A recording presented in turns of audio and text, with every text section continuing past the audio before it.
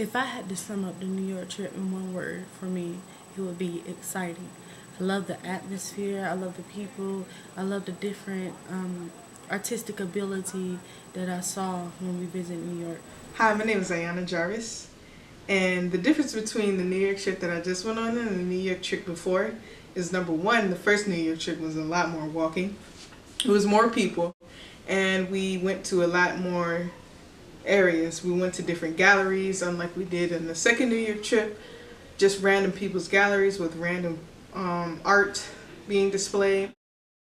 The second trip was a lot more organized in regards to that. We had more opportunities to be up front and close with the artwork. The museum we went to, there was a Trenton Doyle Hancock exhibition going on, and a lot of his artwork was centered around this idea of having a superhero that was to save these people or creatures called mounds, which were half people, half plants, from being eaten or by vegans, which he depicted as people who ate mounds basically and turned them into tofu. And I thought that was really interesting. At the same time, not as interesting because I'm vegan myself and I didn't think it was fair.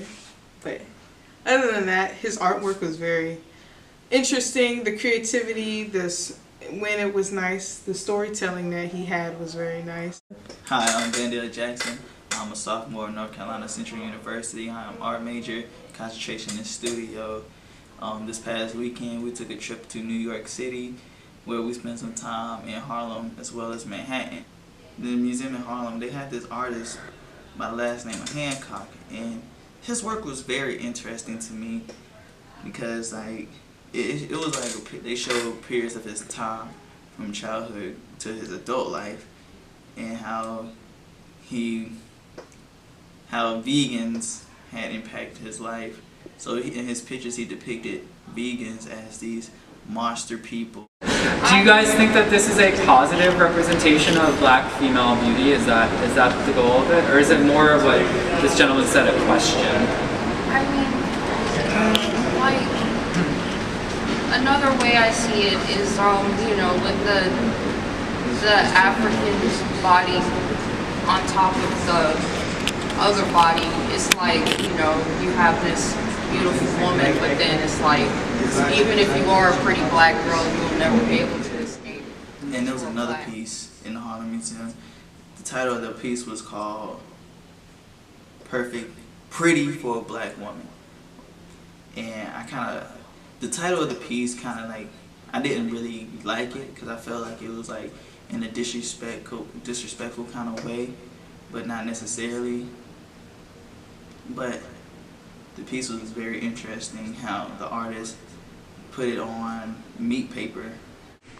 Two of my favorite museums was the Met and the MoMA.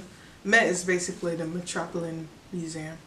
And in that museum is a lot of ancient art or very old art from different countries in the world and different cultures of the world. The Egyptian area was very interesting, showing a lot of it was basically a timeline of the Egyptian civilization from under Roman rule down to the very beginning, or as far back as they can get.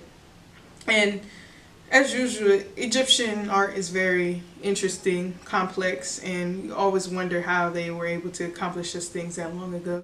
So one of the best advantages that we had on this trip was that we actually were able to go into the Museum of Modern Art before the museum opened to the general public. And you know, it cost us a bit more to do that, but I think it was well worth it. I think it was an improvement over previous trips that we've done.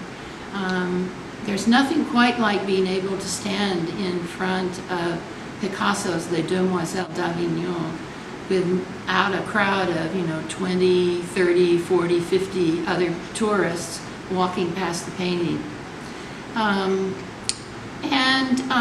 I would say that Mildred, who is doing this tape, did a very special job, and I want to thank her really a lot.